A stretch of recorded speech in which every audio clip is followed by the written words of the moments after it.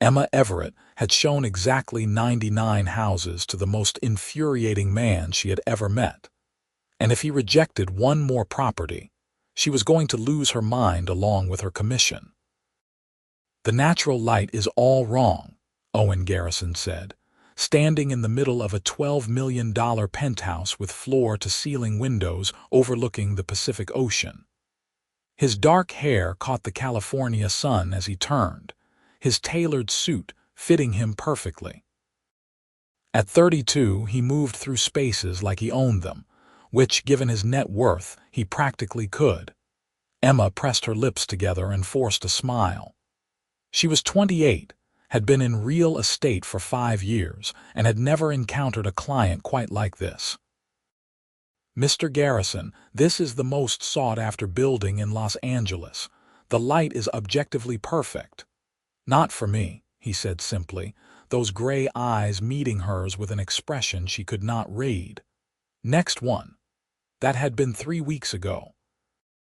3 weeks of trudging through mansion after mansion, penthouse after penthouse, estate after estate. Emma had shown him properties in Beverly Hills, Malibu, Bel Air, Pacific Palisades, and even as far as Montecito. Modern masterpieces, historic estates, beachfront properties, mountain retreats. Nothing satisfied him. Her boss at Sterling Properties had been thrilled when Owen Garrison walked through their doors. Everyone knew his name. He had built his fortune in renewable energy, transforming his family's struggling manufacturing business into a clean energy empire worth billions. At just 32, he was one of the youngest self-made billionaires in California, and he was looking for a Los Angeles home base. Emma had been assigned to him because she was their best agent, hungry and determined. The commission on whatever he bought would be life-changing. She could pay off her mother's medical bills from the cancer treatment 2 years ago, finally get out of her cramped studio apartment, maybe even take a vacation. But first, she had to get him to actually buy something. "What exactly are you looking for?" Emma asked, standing in property number 73, a sprawling Spanish revival in the hills. "Because I've shown you every style, every neighborhood, every possible combination of features. You need to give me something to work with here." Owen walked to the arched window, his hands in his pockets. "I'll know it when I see it." "That's not helpful." He turned to look at her and something flickered across his face. "Amusement, maybe. You're angry with me." "I'm not angry," Emma lied, smoothing down her navy dress. "I'm just trying to do my job." "You're excellent at your job," Owen said, and it sounded genuine. "Your knowledge of these properties is impressive. The way you remember every detail, every comparable sale, every quirk of each neighborhood. You're clearly very good at what you do." Emma felt her frustration deflate slightly. "Thank you. But that doesn't help me understand what you want in a home." "Maybe I don't know yet," Owen admitted, and for the first time he sounded less certain, less like the confident billionaire and more like a regular person. "Maybe I'm still figuring that out." They moved through dozens more properties over the following weeks. Emma learned things about Owen in the in-between moments, during the drives from one showing to another. He took his coffee black, no sugar. He had built his company from the ground up after his father died and left him a failing business and a mountain of debt. He worked 18-hour days, but always made time to call his mother every evening. He had a younger sister who was a doctor. He hated small talk, but would discuss architecture, history, or environmental policy for hours. "Why real estate?" Owen asked her one afternoon as they drove toward property number 86. Emma kept her eyes on the road. "My dad was a contractor. He used to take me to job sites when I was a kid. I loved watching houses transform, seeing the potential in spaces. When he died, I was 19. Real estate felt like a way to stay connected to that." "I'm sorry about your father," Owen said quietly. "It was 9 years ago. I'm okay now." Emma glanced at him. What about you? Did you always want to go into renewable energy? Owen shook his head. I wanted to be an architect, actually. But when my father died, someone had to save the family business. My mother had already lost her husband. I could not let her lose everything else, too. Emma understood that kind of responsibility. After her father died, she had helped support her mother, especially during the cancer treatment. Family came first, even when it meant sacrificing your own dreams. Property 86 was an ultra-modern glass house in the hills. Owen walked through it in 15 minutes and said it felt cold. Property 87 was a charming cottage in Venice that he said was too small. Property 88 was an estate in Pasadena that was too far from the ocean. You're killing me, Emma said, only half joking as they left Property 93. Owen almost smiled. Almost. Want to get coffee? Take a break from house hunting? Emma hesitated. She tried to maintain professional boundaries with clients, but after weeks of spending nearly every day together, those boundaries felt increasingly blurry. Sure, coffee sounds good. They found a small cafe in Silver Lake, away from the usual haunts of the ultra-wealthy. Owen ordered black coffee, Emma got a latte. They sat outside in the afternoon sun, and for an hour they were just two people talking. Not agent and client, just Emma and Owen. Can I ask you something? Emma said, stirring her latte. Why Los Angeles? You could live anywhere. Owen looked out at the street, watching people pass by. I've spent the last 10 years building my company, living in hotels, temporary apartments, my office. I realized I don't have a home, just places I stay. I want to put down roots somewhere, and Los Angeles makes sense for business. But more than that, I want it to feel right. I want to walk into a space and feel like I belong there. That's why you've been so particular, Emma said, understanding clicking into place. That's why I've put you through hell for weeks, Owen corrected, meeting her eyes. And you've been remarkably patient, all things considered, Emma laughed. I've wanted to strangle you at least a dozen times. Only a dozen, I must be slipping. This time he actually smiled, and Emma felt something shift in her chest. When he smiled like that, genuinely, he was almost unbearably attractive. She looked away, reminding herself this was a client. A billionaire client who was going to make her a substantial commission and then disappear from her life. Getting attached was stupid and unprofessional. They returned to house hunting the next day. Properties 94 through 97 were all in the same neighborhood, a variety of styles. Owen rejected each one for different reasons. 98 was a penthouse downtown that had spectacular views but was too high up. 99 was a beach house in Malibu that was too exposed to the elements. 100, Emma announced as they pulled up to a stunning contemporary in the Pacific Palisades. This is your 100th house. Owen looked at the property through the car window. Should we commemorate the occasion somehow?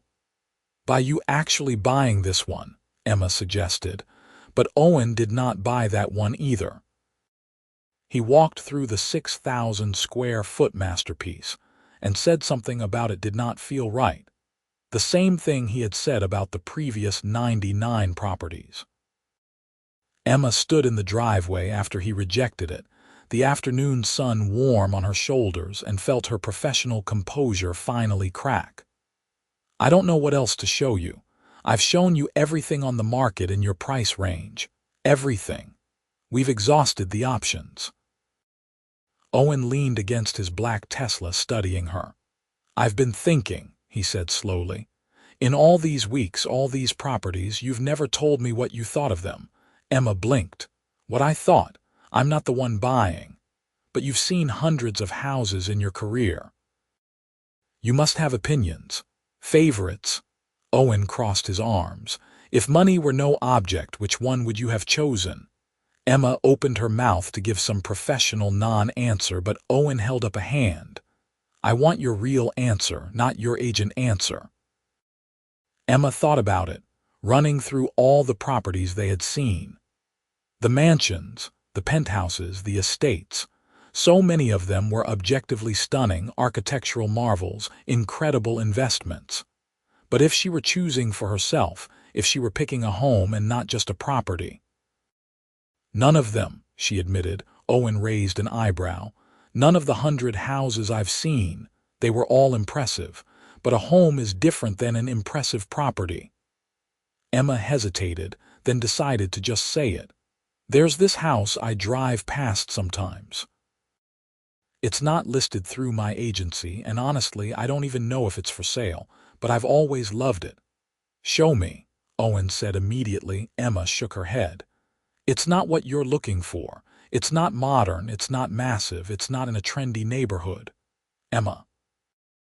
The way Owen said her name made her look at him. Show me. She drove them north into a quieter part of Los Angeles, where the streets were lined with mature trees and the houses had history. She turned down a street she had discovered years ago, when she first started in real estate, and slowed in front of a house she had always secretly loved. It was a 1920s Spanish colonial, 2 stories, with a terracotta roof and cream-colored stucco walls. Bougainvillea climbed the front, vibrant purple against the pale walls. The property sat on about half an acre, surrounded by a low wall and an iron gate. Through the gate, you could see a courtyard with a fountain, arched doorways, and windows with original wrought iron details. It's probably not even available, Emma said, but she was already pulling over. Owen got out of the car, walked to the gate, and looked at the property with an intensity Emma recognized. He had looked at every single one of the other houses with mild interest at best. This was different. There's a for sale sign, Owen said, pointing to a small, weathered sign half hidden by the Bougainvillea. It had a phone number for a private seller. Emma's heart jumped. She had driven past this house at least 30 times over the years, always admiring it, and she had never noticed it was for sale. Let me call them. The owner, an elderly man named Mr. Patterson, answered on the 3rd ring. Yes, the house was for sale. No, it was not listed with an agency. He had put up the sign months ago but had not gotten much interest. People wanted newer, flashier properties. Could they come see it today? He would be delighted. 20 minutes later, Mr. Patterson, a gentle man in his 70s with kind eyes, unlocked the front door and welcomed them inside. Emma fell in love immediately. The interior had original tile floors, exposed wooden beams, arched doorways, and a warmth that modern houses often lacked. The living room had a fireplace with hand-painted tiles. The kitchen had been updated but maintained the home's character. Upstairs, 4 bedrooms opened onto a shared balcony overlooking a garden that had clearly been tended with love. My wife and I bought this house 45 years ago, Mr. Patterson said as they walked through. Raised our 3 children here. She passed 2 years ago, and it's too much house for me now. I'm moving to a retirement community to be closer to my daughter. Emma watched Owen move through the space. He touched the walls, looked out the windows, stood in each room like he was trying to feel the house's history. When they reached the master bedroom with its view of the garden and the city beyond, Owen stopped. This is it, he said quietly. Emma felt something twist in her chest. Of course this was the one. The house she loved, that she had admired from afar for years, that she had foolishly shown him because she had not thought about what it would feel like to watch him buy it. You're sure? She asked. Owen turned to look at her, and his expression was open in a way she had not seen before. This is what a home feels like. You knew it. That's why you showed it to me. They went back downstairs, where Owen and Mr. Patterson discussed price. The asking price was $8 million, which for this size and location was remarkably reasonable, but Mr. Patterson explained he cared more about finding the right buyer than maximizing profit.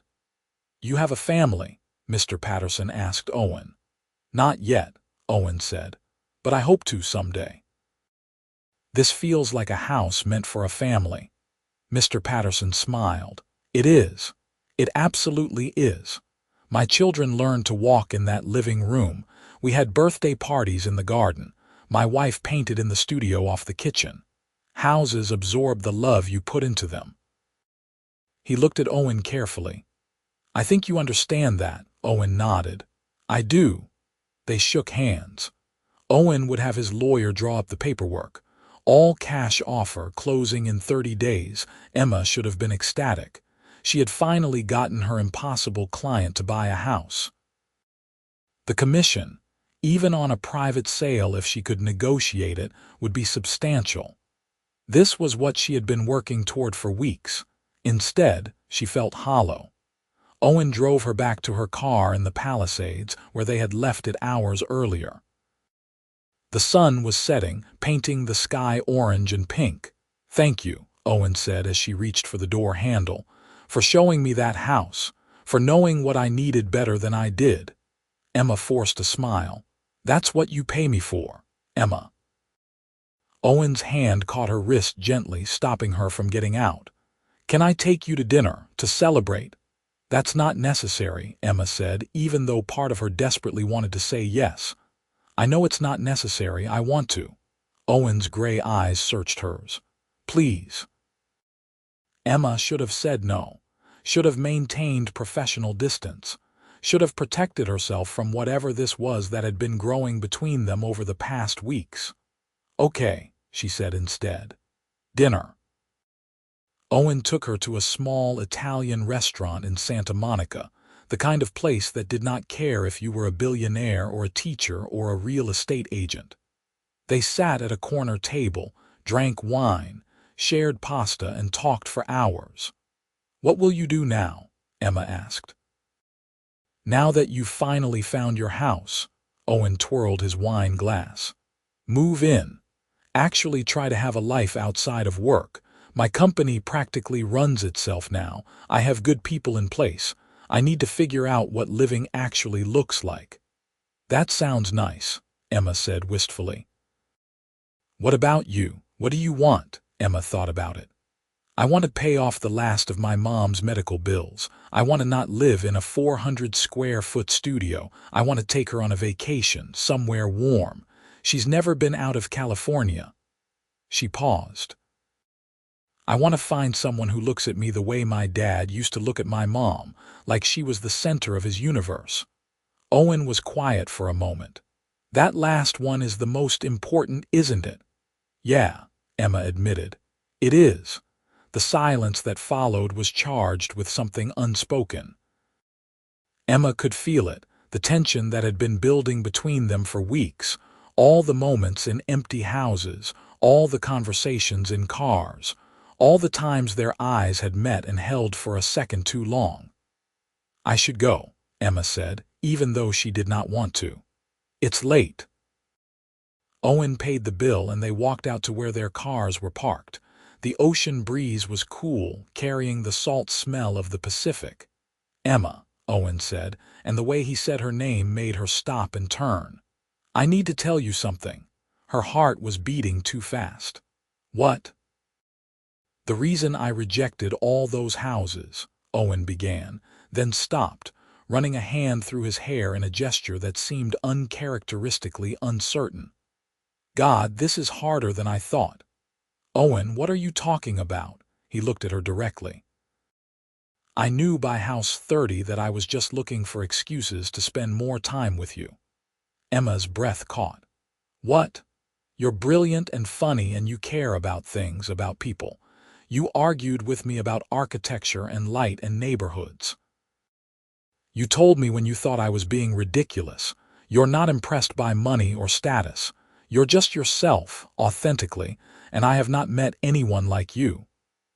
Owen stepped closer. "I kept rejecting houses because I was not ready to stop seeing you every day." Emma's mind was reeling. "But you're a client. I'm your agent. I know. That's why I did not say anything. That's why I kept pretending to look at houses when really I was just trying to figure out if you felt anything too. Owen's voice was low, earnest. And today, when you showed me that house, the one you loved, I realized you knew me well enough to find exactly what I needed. You paid attention. You cared. Of course I cared, Emma whispered. I've been trying not to care for weeks. Owen reached out slowly, giving her time to pull away, and cupped her face in his hand. Tell me I'm not alone in this. Tell me the last few weeks meant something to you too. Emma closed her eyes, feeling the warmth of his palm against her cheek. This was a terrible idea. This violated every professional boundary she had. This could complicate everything. But when she opened her eyes and saw the vulnerability in Owen's expression, the hope mixed with fear of rejection, none of that mattered. You're not alone, she said.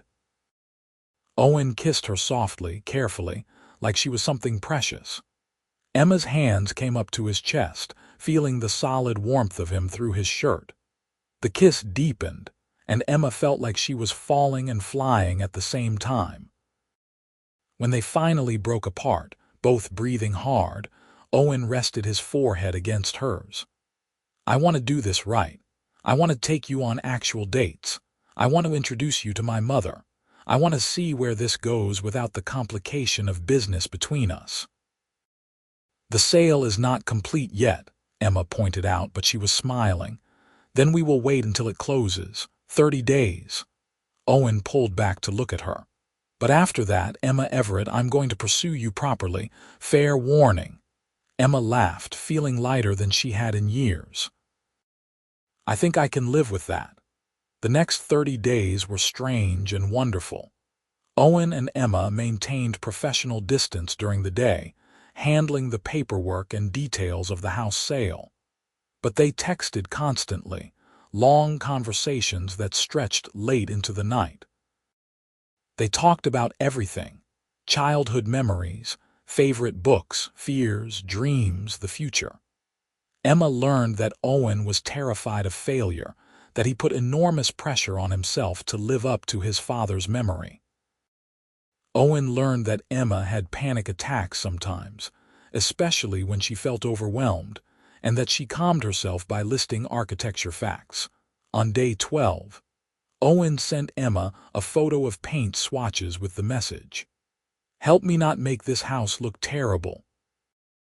Emma sent back recommendations, links to interior designers, suggestions for furniture. They fell into an easy rhythm of collaboration, Owen asking her opinion on everything from floor refinishing to garden plans. You know I'm your real estate agent, not your interior designer, Emma texted one evening. You're the person whose taste I trust, Owen replied. Also, I like having an excuse to talk to you. On day 25, Emma's mother called. Sweetheart, the hospital called. Somehow the rest of my bill was paid. They said an anonymous donor covered it. You know anything about this? Emma's eyes welled with tears. She texted Owen, "Did you pay my mother's medical bills?" His response came immediately. "You said you wanted to. I had the means to make it happen." "Is that okay?" Emma called him, crying. "Owen, that was over $40,000. I know. I also know you've been carrying that weight for 2 years." Owen's voice was gentle. "Let me help. That's what people who care about each other do." "I don't know what to say." "Say you'll have dinner with me on day 31. Our first official date." Emma laughed through her tears. "Yes, absolutely yes." The house closed on day 30 exactly. Emma received her commission, a substantial amount even on a private sale that she had negotiated with Mr. Patterson and Owen. It was enough to move into a nicer apartment, enough to book a vacation for her and her mother, enough to give her breathing room for the first time in years. But more importantly, she was free to date Owen without any professional complications. Their first official date was at the house. Owen had furnished it simply but beautifully, taking many of Emma's suggestions. He had hired the interior designer she recommended, but he had made the final decisions himself. The result was a space that felt warm and lived in, despite being new to him. He cooked dinner for her in the kitchen that had once belonged to the Pattersons. Pasta, fresh bread, a salad with vegetables from the garden that he was learning to maintain. They ate at a table in the courtyard, under string lights Owen had installed, with the fountain providing gentle background music. "This is perfect," Emma said, looking around at the space. "This is exactly what this house should feel like." "It's missing something, though," Owen said, reaching across the table to take her hand. I keep thinking about how I want you here, not as my agent or my decorator. I want you here as the person I come home to." Emma's heart raced. "Owen, we just started officially dating today. I know. I'm not saying move in tomorrow. I'm just saying that when I imagine my future now, you're in it. Center stage. The most important part." Owen's thumb traced circles on her palm. "I'm falling in love with you, Emma." "I probably have been for weeks." Emma felt tears prick her eyes again, but these were happy tears. "I'm falling in love with you too. I tried not to. I told myself it was just professional proximity, but I was lying to myself." Owen stood and pulled her up with him, taking her into his arms. "Stay tonight, and tomorrow night. Stay as many nights as you want." Emma kissed him, pouring all her feelings into it. "Okay, yes." They took things slowly, learning each other in the quietness of the house. Owen was gentle and attentive, treating Emma like she was infinitely precious. They made love in his bed, and afterward they lay tangled together, talking until dawn. Emma officially moved in 3 months later. Her mother had worried it was too fast, but when she met Owen and saw the way he looked at her daughter, she cried happy tears and gave them her blessing. "He looks at you the way your father looked at me," she told Emma. "Hold on to that." Emma introduced Owen to her small circle of friends, and he fit in seamlessly despite the massive wealth disparity. He did not flaunt his money or make people uncomfortable. He asked questions, listened to answers, and treated everyone with respect. Owen introduced Emma to his family at Sunday dinner at his mother's house. His mother, Patricia, was elegant and warm. His younger sister, Sarah, was sharp and funny. They welcomed Emma immediately, clearly delighted that Owen had found someone who made him genuinely happy. "I've never seen him like this," Patricia told Emma privately while they were doing dishes. "He's always been so serious, so focused on responsibility. You've brought joy back into his life." Emma helped Owen settle into his house, making it truly a home. They adopted a dog, a golden retriever they named Sunset. They hosted dinner parties in the courtyard. They spent weekends working in the garden together, getting dirt under their fingernails and laughing at their amateur attempts at landscaping. Owen cut back his hours at work, delegating more and trusting his team. He wanted time for life, for Emma, for the future they were building together. Emma continued working in real estate, but became more selective about her clients, choosing people who appreciated her expertise rather than those who would waste her time. They traveled together. Owen took Emma and her mother to Hawaii, where they stayed in a beautiful resort and spent days on the beach. Emma watched her mother relax for the first time in years and felt overwhelming gratitude for Owen's generosity and kindness. "This is what you wanted," Owen said one evening as they walked along the beach at sunset, Emma's mother having gone back to the room to rest. "To take her somewhere warm, to give her a vacation." "You gave us this," Emma said, squeezing his hand. "We gave her this. We're a team now." 1 year after they met, Owen proposed in the courtyard of their home. He had filled it with candles and flowers, and he got down on one knee in front of the fountain, with Sunset sitting obediently beside him. "Emma Everett, you changed my life the day you agreed to show me houses. You were patient with my impossible demands.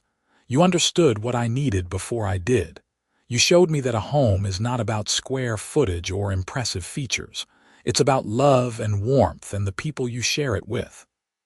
Owen opened a small velvet box, revealing a stunning ring. "I want to share this home and this life with you forever. Will you marry me?" Emma was crying and laughing at the same time. "Yes, 1,000 times yes." The ring fit perfectly. They kissed while sunset barked excitedly and the fountain sparkled in the candlelight. They got married 6 months later in the garden of their home. It was a small ceremony, just family and close friends. Emma wore a simple ivory dress, and Owen could not stop crying when he saw her walking toward him. They exchanged vows they had written themselves, promising to be partners, to support each other's dreams, to build a life full of love and laughter. Patricia cried. Emma's mother cried. Sarah gave a toast about how Emma had transformed her serious brother into someone who knew how to smile. Mr. Patterson even came, delighted to see the house filled with celebration. "I told you this house absorbed love," he said to Emma, hugging her carefully. "I'm glad it's yours now." Emma and Owen honeymooned in Italy, spending 2 weeks exploring villages and eating incredible food and making love in beautiful hotels. They talked about their future, about the children they wanted, about the life they would build together. When they returned home, Emma discovered she was pregnant.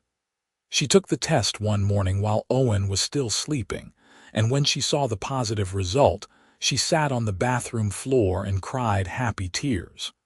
She woke Owen by climbing back into bed and whispering, "We're going to have a baby." Owen was stunned for a moment, then pulled her close, his hand immediately going to her still flat stomach. "Really? We're really going to be parents? Yes, really." Owen kissed her deeply, then kissed her stomach, then kissed her again. "I love you so much, both of you." Pregnancy was not easy for Emma. She had terrible morning sickness for the first trimester, and Owen was there every morning, holding her hair and bringing her ginger tea. When her body changed and she felt self-conscious, Owen told her she was the most beautiful thing he had ever seen. When she was tired and emotional, he rubbed her feet and let her cry on his shoulder about nothing and everything. They transformed one of the bedrooms into a nursery, painting it a soft yellow and filling it with furniture and toys. Emma's mother knitted blankets and booties. Patricia bought an absurd number of baby clothes. Sarah, who was now engaged herself, was excited about becoming an aunt. Emma gave birth to a daughter on a rainy March afternoon.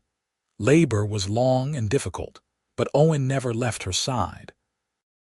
He held her hand, breathed with her, told her how strong she was. When their daughter finally entered the world screaming and red-faced and perfect, Owen cut the umbilical cord with shaking hands. They named her Rose after Emma's grandmother. Rose Patricia Garrison, with her father's gray eyes and her mother's smile. Owen held his daughter with such tenderness, such awe, that Emma fell in love with him all over again. He was a devoted father from the first moment, changing diapers and doing middle-of-the-night feedings and singing off-key lullabies that somehow always got Rose to sleep. Emma watched him one night, standing in the nursery with their daughter in his arms, swaying gently and humming. This was the man who had rejected 99 houses because he was looking for perfection. This was the man who had bought the one house she loved most because he paid attention to what mattered to her. This was the man who had become her partner, her husband, the father of her child. "I love you," she said from the doorway. Owen turned, smiling that smile that was reserved just for her. "I love you too, both of you." 2 years later, Emma found out she was pregnant again. Another daughter, this time with Owen's dark hair and Emma's green eyes. They named her Claire, and Rose immediately appointed herself as protective older sister. Life was beautifully chaotic. Work, children, family dinners, birthday parties in the garden just like the Pattersons had once hosted. The house that Emma had admired from afar was now filled with laughter and crying and the particular mess that comes with small children. Owen had cut back his work even further, wanting to be present for every milestone. Emma had transitioned into real estate consulting, working from home and setting her own hours. They had built a life that prioritized family and love over everything else. One evening, after the girls were in bed, Emma and Owen sat in the courtyard where they had had their first official date. The fountain still bubbled peacefully, the string lights still glowed warmly. But now there were toys scattered around, evidence of the family that lived here. "You ever regret it?" Emma asked. "Walking away from being a workaholic billionaire?" Owen laughed and pulled her close. "Not for a single second. I have everything I want right here. Even though I made you look at 100 houses first, especially because of that. Those weeks with you driving around the city, talking about everything and nothing, that's when I fell in love with you. Every rejected house brought us closer to this moment." Owen kissed her temple. "Best investment I ever made was hiring you as my real estate agent." Emma turned to look at him. "Best decision I ever made was showing you the house I loved most. I gave you a piece of my heart without realizing it." "I knew it then," Owen said softly. "When you showed me this house, when I saw the way you looked at it, I realized you had been doing your job perfectly all along. But that moment was personal. You trusted me with something that mattered to you. How could I not fall completely in love with you?" They kissed under the stars, in the courtyard of the house that had brought them together, surrounded by the life they had built. When Rose was 5 and Claire was 3, they renovated the studio off the kitchen that Mrs. Patterson had used for painting. Emma turned it into a small office, but they made sure to preserve its character, its history. She hung a photo of the Patterson family that Mr. Patterson had given them, a reminder of the love that had been built into this house's foundation. Owen's company continued to thrive under his capable team's leadership, and he remained involved but not consumed. He coached Rose's soccer team and took Claire to daddy-daughter dance classes. He cooked dinner most nights while Emma handled bath time. They were partners in every sense of the word. Emma's mother moved into a condo nearby, wanting to be close to her grandchildren. She was healthy and happy, and she often told Emma how proud she was of the life she had built. "You found your person," she said one afternoon while watching Rose and Claire play in the garden. "That's the most important thing." Patricia became a fixture in their lives too, coming over for Sunday dinners and spoiling her granddaughters shamelessly. She told anyone who would listen about how Emma had transformed her son, had given him permission to be happy. Sarah married her partner, a fellow doctor, and had twin boys. Family gatherings were loud and chaotic and perfect. On their 5th wedding anniversary, Owen surprised Emma with something unexpected. He took her to the real estate office where they had first met, which had since been renovated. "Why are we here?" Emma asked, confused. Owen smiled mysteriously and led her inside. The office was closed for the evening, but he had a key. He took her to the conference room where a large wrapped package waited. "Open it," Owen said. Emma carefully unwrapped the package to find a framed architectural drawing. It took her a moment to realize what she was looking at. It was their house, but not as it existed now. This was the original architect's drawing from when it was built in the 1920s. "How did you get this?" Emma breathed, tracing the delicate lines. "I tracked down the family of the original architect. It took a while, but I found them.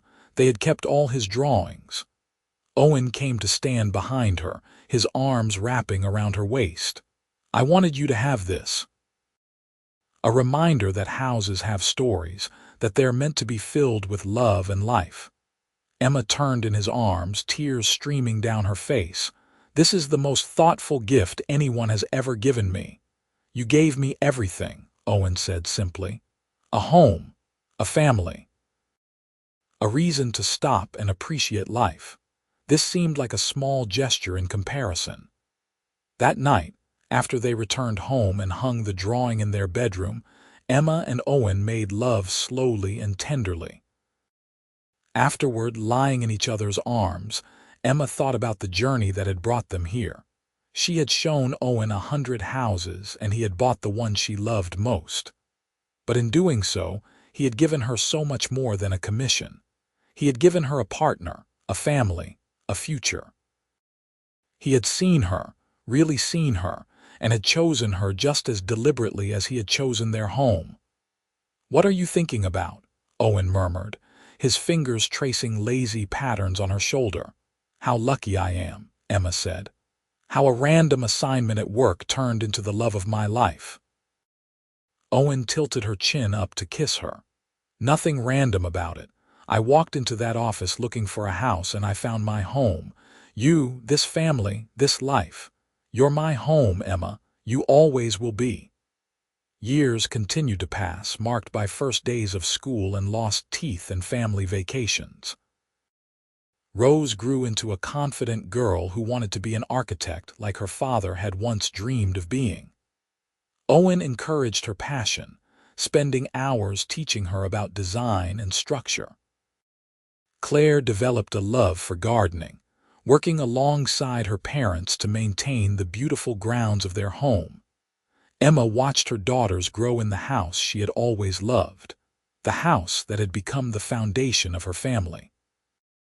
She thought often about that day when she had been frustrated and exhausted after showing Owen 99 houses. She had never imagined that showing him one more, the one that meant something personal to her, would change her entire life. On their 10th wedding anniversary, Owen organized a surprise party in their garden. He had invited everyone important in their lives: family, friends, colleagues. Even some of the clients Emma had helped over the years, people who had become friends. As the party wound down and the girls played with their cousins, Owen pulled Emma away to their favorite spot by the fountain. "10 years ago, I asked you to marry me right here," Owen said. "Do you remember what I said?" "Every word," Emma replied. "You said I showed you that a home is about love and the people you share it with." "I meant it then, and I mean it even more now. This house has been filled with so much love. Love, our children's laughter, our family's joy. When I rejected all those other houses, I was waiting for this feeling, the feeling of rightness, of home." Owen took her hands. "You are my home, Emma, you and our girls. This house is just the place where we built our life. You're the foundation of everything." Emma kissed him as the fountain sparkled behind them and the sounds of their family filled the air. "I love you. I will love you forever." "Forever," Owen agreed. "In this house with our children, building a life full of love, that's all I ever wanted, that's all I ever needed." The party continued around them, but Emma and Owen stayed by the fountain for a few more moments, holding each other close. They had built something beautiful together, something lasting. A home filled with love, a family rooted in partnership and respect, a future bright with promise. Emma thought about the young woman she had been, showing an impossible billionaire client house after house, never guessing that she was falling in love along the way. She thought about Owen, who had known by house 30 that he was just looking for excuses to spend time with her. She thought about the moment she had taken him to see the house she loved most, unknowingly showing him her heart. And she thought about now, 10 years into their marriage, with 2 beautiful daughters and a lifetime of memories already made in this house. They had grown together, learned together, built a family together. The house that had brought them together had become the place where their love story continued to unfold, day after day, year after year. Rose ran over, interrupting their moment, Claire following close behind. "Daddy, can we get ice cream now?" Rose asked. Owen laughed and scooped Claire up into his arms while taking Rose's hand. "Of course. What's a party without ice cream?" Emma followed her family toward the house, looking back once at the fountain, at the courtyard where so much of their love story had played out. The house stood solid and beautiful in the evening light, a testament to enduring love and careful tending. Inside, the sounds of family and celebration filled every room. This was what Mr. Patterson had meant when he said houses absorb the love you put into them. This house, with its history and its character, had absorbed all the love Emma and Owen had poured into it. And it would continue to do so, year after year, as their family grew and changed. Later that night, after the guests had left and the girls were asleep, Emma and Owen walked through their home together. They straightened cushions and cleared away forgotten glasses, moving through the familiar spaces that held so many memories. The living room where Rose had taken her first steps, the kitchen where they had cooked countless meals together, the garden where they had gotten married. In their bedroom, Emma stopped in front of the framed architectural drawing Owen had given her 5 years earlier. She traced the lines with her finger, thinking about the original architect who had designed this house nearly a century ago. Had he known that his creation would still be standing, still be loved, still be a home for a family 100 years later? "Thank you," Emma said, turning to Owen. "For what?" "For being impossible to please. For rejecting 99 houses. For buying the one I loved most. For building this life with me." Emma wrapped her arms around his neck. "For everything." Owen held her close, his forehead resting against hers. "Thank you for being patient with me, for seeing past the billionaire to the man who just wanted to belong somewhere. For showing me what home really means." They stood there in the quiet of their bedroom, holding each other, feeling the solid weight of their love and their commitment. Outside, the city of Los Angeles continued its endless motion, millions of people living their own stories. But inside this house, in this moment, Emma and Owen had everything they needed. Their love story had started with a real estate transaction, with a billionaire who could not find what he was looking for, and an agent who showed him 100 houses. It had grown through patience and attention, through genuine connection and shared values. It had blossomed when Emma had trusted Owen with something personal, and he had recognized that trust for the gift it was. Now, years later, their story continued in the daily moments of family life. In morning coffee and goodnight kisses, in school drop-offs and bedtime stories, in the shared looks across a crowded room that said everything without words. In the quiet moments when the girls were asleep, and they could just be Emma and Owen, the two people who had found each other against the odds. Their home, the Spanish colonial that Emma had loved from afar and that Owen had bought because he understood its significance, held them all. It was more than walls and windows and architectural details. It was the physical manifestation of their love, the place where their family had been built, the foundation of their future. Emma had shown Owen 100 houses, and he had bought the one she loved most. In doing so, he had not just bought a property. He had bought into a future with her, had invested in love and family, and all the messy, beautiful complications of building a life with another person. And Emma, who had once been a young real estate agent just trying to make a living and take care of her mother, had found something she had not known she was looking for. She had found a partner who saw her, who valued her, who loved her with a steadiness that never wavered. She had found a man who was willing to work at being present, at prioritizing family, at showing up day after day. Together, they had created something extraordinary out of something ordinary. They had taken a house and made it a home. They had taken attraction and turned it into love. They had taken two individual lives and woven them together into a family. As they finally got ready for bed, Emma thought about the future. Rose starting middle school, then high school, then college. Claire following in her footsteps. Graduations and weddings and grandchildren, maybe, if they were lucky.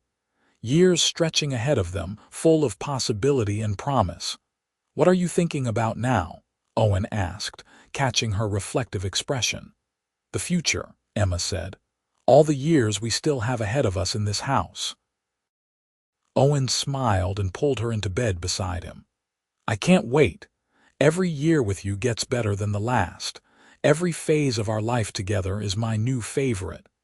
Emma settled into his arms, her head on his chest, listening to the steady beat of his heart. "Mine too. I love you so much, Owen. Thank you for being exactly who you are." "I love you too, Emma. Always and forever." They fell asleep tangled together in the master bedroom of the house that had brought them together, surrounded by the life they had built. Outside, the fountain in the courtyard continued its gentle music. Inside, the house that Emma had loved and Owen had bought held them safe. Their love story had started with real estate, but it had become so much more. It was a story of patience and understanding, of seeing and being seen, of choosing each other every day. It was a story of family and home, of building something lasting in a world that often felt temporary. Emma had shown Owen 100 houses because that was her job. But in the end, they had found home in each other, and the house was just a beautiful bonus. The place where their love lived, where their children grew, where their story continued to unfold in ways both ordinary and extraordinary. And as they slept, wrapped in each other's arms, the house stood witness. The Spanish colonial that had been built in the 1920s, that had housed the Patterson family for 45 years, that had waited patiently for its next family to arrive. It had found Emma and Owen, and they had filled it with the love it deserved, the love it had been designed to hold, the love that would carry them through all the years to come. In the house Emma had loved most, in the home they had built together, in the life that was uniquely and perfectly theirs.